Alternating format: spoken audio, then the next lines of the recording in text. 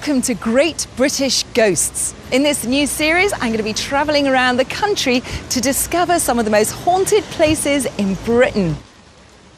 Today, I've come to East Sussex. Later on, I'll be visiting a 13th century priory. But first, I'm in Rye, which is an amazing historical town. And despite its romantic charm, it has a history of highwaymen and ruthless smugglers, many of whom stayed here at the Mermaid Inn.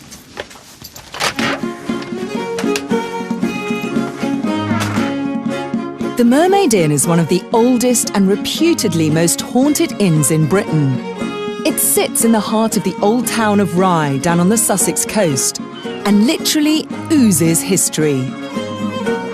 The town itself is still a busy fishing port, and the inn was said to be used as a base by a notorious band of smugglers, and is rumoured to be haunted by no less than 5 different ghosts. Its owner for the past 20 years is Judith Blinko, who agreed to show me around.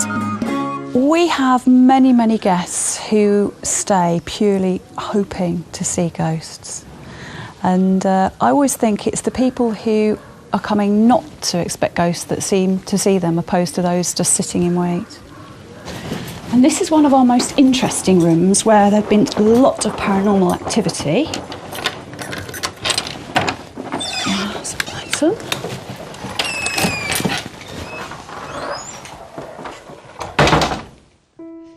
So what paranormal events have happened in this room? We had a séance last year. There were 5 members of staff, all pretty sceptical, and we all literally sat around a round table and we looked over here, and the gentleman that was holding the séance said to us all, "My face will now change as I become the spirit of one of the long dead of this room." And all of us saw his face change. It sort of like grew on one side, and literally we all stood there. It was quite scary. And at one point in this corner, he said he was speaking to an actual spirit, and he told each one of us in turn to come over, and we put our arm through, and our arms actually disappeared into where his body in theory would be. And again, we all saw the same thing. I saw my arm disappear, they saw my arm disappear, and it was just really, really bizarre. I'm sure that the Mermaid Inn is haunted, having been here now for 28 years. And it's the same rooms that people see things in year after year after year. This area of the room is really interesting. Was this a secret passageway? Yes, it's actually marked as a fire exit, but all the fire exits now are the old secret passages. And what would this have been used for? This goes down to the back of the bar, and that is actually one of our rooms, room 16, which has got most of the ghostly stories. We can't actually go there in the moment, I'm afraid, because there's someone staying. So what are the stories? There are several, but the most common one that keeps cropping up is at the turn of the century, when we first bought the hotel. We got the story from the library that a couple were asleep in the bed, lady'd woken up, seen 2 people fighting, woke her husband up, so they both saw the same story. And they had a sword fight. One gentleman killed the other, and the body disappeared through the wall, which would have come through here and down. Also, last year, we had a gentleman who left his camera running on slow all night, and at 2:15, you actually see at this corner of the room, it goes very dark, and you see a strange light dart straight down to the floor, and you could hear metal on metal. And the same week, someone took 3 photos on their digital camera, and the middle one shows a figure. And again, on the digital camera, it shows the time, and that was 2:15 as well, in the same room. With the sword fight in room 16, the body supposedly went through the secret passage, which in turn has a little set of stairs which goes down to the back of the bar. And in the good old days, the bar was actually on that particular corner. And one day we actually had a barman came to work, and all the bottles in front of him fell off the shelf, and the last thing we saw of him was his bow tie left on the side, and he left. We never saw him again. There's so much history at the Mermaid Inn that it's little wonder the building is so haunted, with nearly every bedroom having its own ghost story. So what happened in this one? This room was a couple fast asleep in the bed here, and they saw a figure walk through this wall, across the room and through that one. And it was really bizarre because when I came on duty at 8 in the morning, they're fast asleep on the couch downstairs and they refused to come back up and get their clothes. So we had to bring all their stuff from the room downstairs so that they could go and get changed. So they were terrified? Yep, wouldn't come back up at all.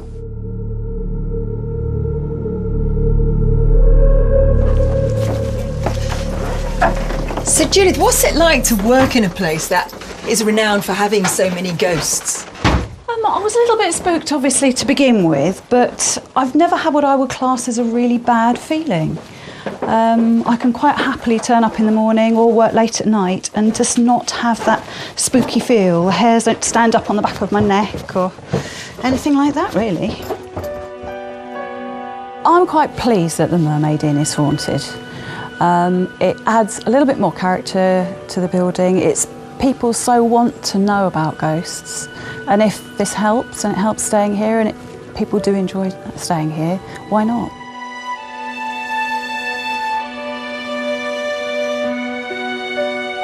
Peter Kostick is Rye's heritage officer and knows all too well how the town's history is connected to the ghostly goings-on at the Mermaid Inn. I think the Mermaid Inn is so haunted because it's got so much history. It was rebuilt in 1420. It was previously burnt down. It's had so many souls that have passed through this particular building and structure. It's a very old building and we can't get away from it. It is going to have squeaks and bumps and things like that naturally happen. The walls aren't that thick and the floorboards are very squeaky, so you will hear things that have got nothing to do with the paranormal, but that's part of its charm, I think.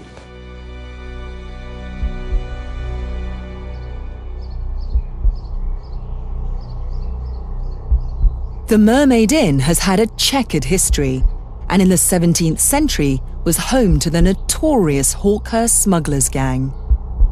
They were very ruthless, to the point that Mermaid Street in their day was virtually a no-go area. You would not want to walk down Mermaid Street at night. You ran the gauntlet, and there was no law and order, so they could do what they liked, and they would murder if they needed to.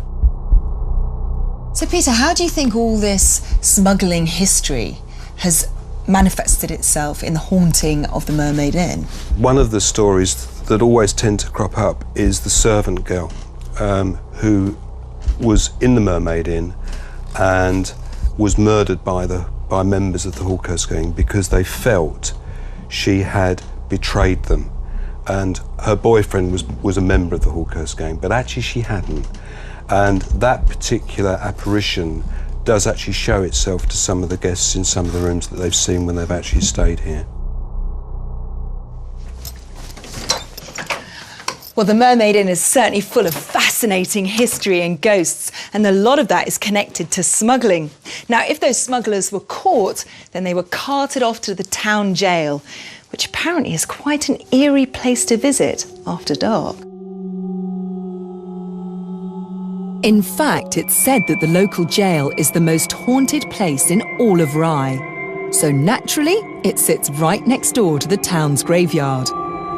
I'd arranged to meet the man with the keys, local historian Ted Empson. Hi, Ted. Hello, good evening. Welcome to our gorgeous tower. So this was the town jail, was it? It was over 400 years a town jail, yeah. It was never built as a jail, but that's what it was used for the most of the time. It's like a pretty horrible place to be holed up for a night or two. It's lovely in there. Come in and have a look. All sorts of things.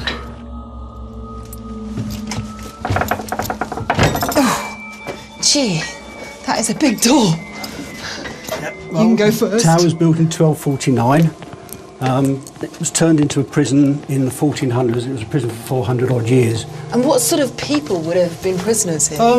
Well, common criminals, thieves, drunks who were, sobering up drunks, pressmen who jumped ship. They would have been put in here until the ship came in. Smugglers, of course, because there's a lot of smuggling in the area. This is one of the 6 rooms that was used as a cell.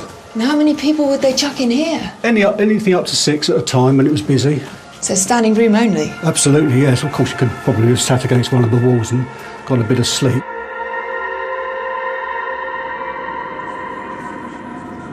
According to Ted, the Tower Jail has had hundreds of ghost sightings down through the centuries, right up to the present day. What other hauntings have happened here? We've had a number of hauntings. People have seen and heard children in the building, and we had one particular lady who was up here one night and she felt as though there was a woman, a wise woman here, who was cooking up potions. We've also had people feeling very nasty things downstairs in one of the cell rooms. I think there's so many ghosts here because of, if we go back into the history, is that there's been so much trauma here. There's so many troubled souls here. And that's what I think, that's when we call ghosts or spirits, whatever we want to put them into, is that it's the trauma that they've suffered, it's the death, the suicide, that's what's left their residue here. It's residue energy. John, have you had any paranormal experiences yourself? I have. One particular one which will stand out for me for quite a long time was down in the garden. The team I was with had gone into the women's tower to see what was in there, and I stood outside and I just got the feeling there was something really sort of not very pleasant going on at this end of the garden underneath here. And I looked round and I can't say I saw anything, but it was just a feeling that it was very broody. You know, there was something going on. So I went upstairs to talk to the team and they came down, and the chap who was the medium came rushing up here, and he stood there for a number of moments and he started saying that there was something here. It was big and black and it was coming up the side of the tower. Well, at least it's light out here. Oh, it's much better out here in the evening. Which way? It's just down here, come down these steps. So, Ted, does the garden always have an eerie feel to it? Oh, no, during the daytime it's a very pleasant place to be. It just takes on this different persona at night. Here we go, down here, behind the steps. When you had that paranormal experience down here, what do you think it was? I don't know personally what it was. It was just something down the end of the garden there which was most unpleasant. Whatever was down there was a accumulation of the nasties of the tower, of the area, in one sort of conscious thing. No, I don't know. I haven't got the words to describe it. But that's why it's called the unexplained. Yeah, absolutely. Yes, it was very unexplained. Do you mind if we go now? Oh, absolutely.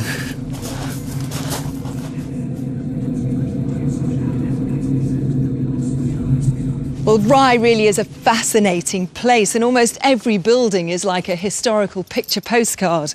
The Mermaid Inn has some great ghosts in, let's face it, a stunning setting. But as for that Tower Jail, well, to me, it was very oppressive, and I'm rather glad to be walking away from it.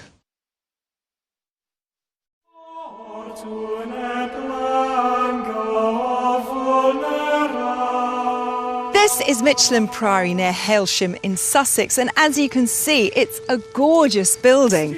It's surrounded by a moat and it dates back to 1229. That's 800 years of history, and that usually provides for some great ghosts.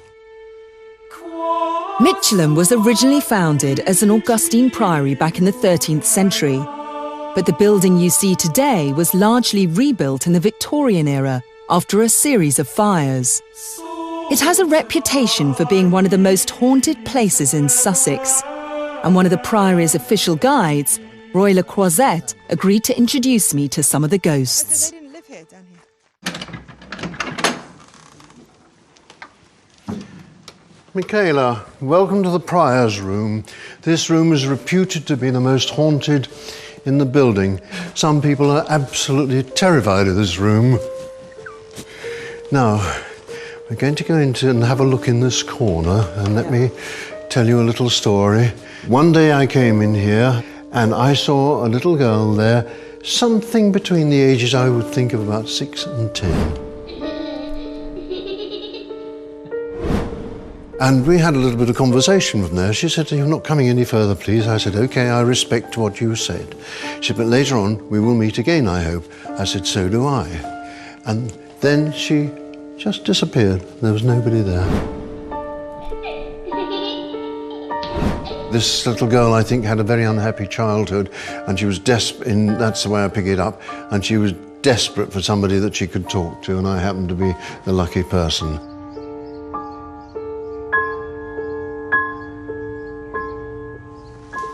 Well, obviously this is the kitchen. Yes, indeed, Michaela, and this is our lovely kitchen, which is something over 200 years old, and you'll see the different bits we've got in here. And it was in this room that I had a most interesting experience at about 2 o'clock in the morning. And it was in here that I met a character standing over there, dressed as a cook or a chef.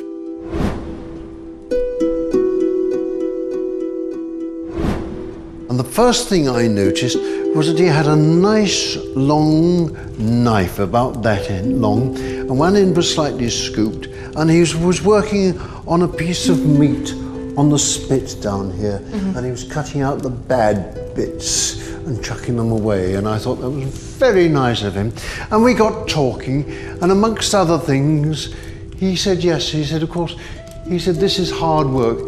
I said, well, why? He said, what? I said, what do you like doing? He said, the easiest thing of the lot is eels. He said, because I can cook those so fast and people think they're wonderful. Boy, if you'd reached out to him, what would you have felt? Would you have been able to feel him? He was very real. It was slightly red face. He had some sort of an apron on, brawny great arms, that much I do remember, and a sense of humour. He was stouter than I am, put it that way.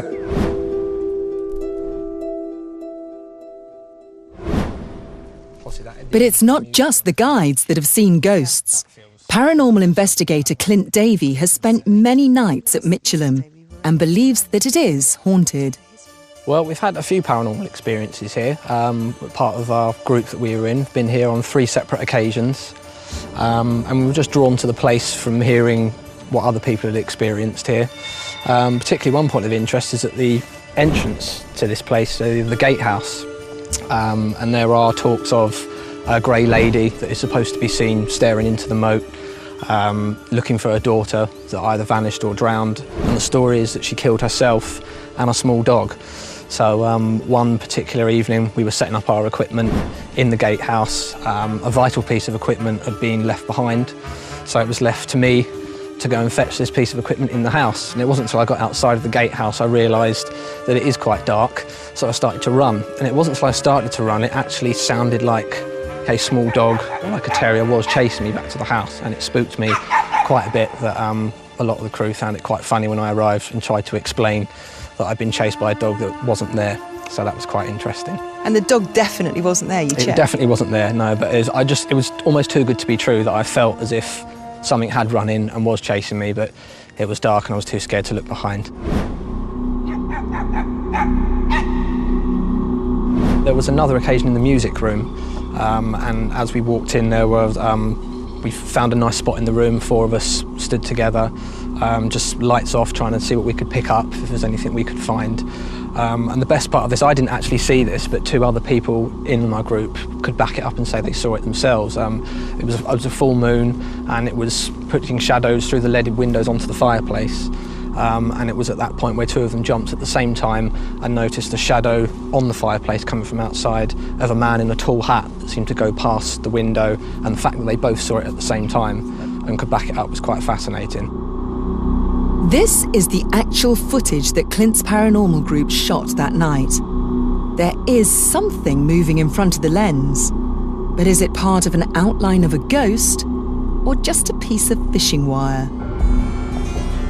There was another time in the music room, one of the girls in the group was videoing, and each video was about an hour long, but it was only 20 minutes in. She slammed the lens cap onto the camera. All she told us was that we need to get out now.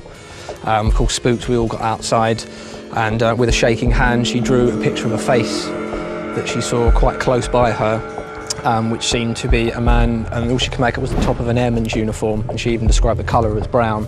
And it's not through looking through research afterwards, finding out that a lot of Canadian Air Force stayed here during the Second World War, and that spooked her quite a bit. Chris Tuckett is the caretaker manager of Michelham and lives on the premises. One night, he was woken by a terrifying noise. I've been living here for 12 years, and in the first 2 weeks I was here, I experienced 2 really vivid things that happened to me. And firstly, there was a bureau. When I moved in, we put a bureau here, 3 or 4 nights later, I woke up in the bedroom and I could hear this really loud banging in my bedroom's next door. I was terrified. I hid under my duvet 15 minutes and after some time developed the courage to come in, turn the light on and have a look.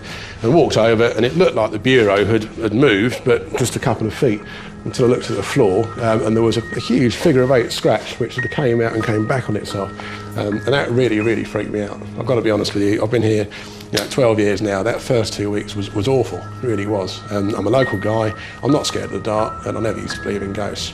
I do, now. Is there any historical evidence of what that could possibly have been? Not to my knowledge. I know it sounds crazy to you, but I don't really want to know. I live in this place and I've learned to deal with it, and it's sort of like a subconscious deal. I think if I don't intrude with them, hopefully they won't interfere with me too much. There was one more twist to the tale, though. Clint Davies' paranormal group had taken a series of photos in the gatehouse stairwell, one of which seems to have a figure of 8 in it, the same pattern that the caretaker said was carved into his floor. Make of that what you will.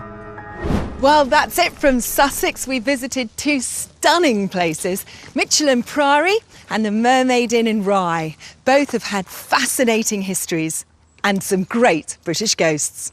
See you next time. Bye-bye.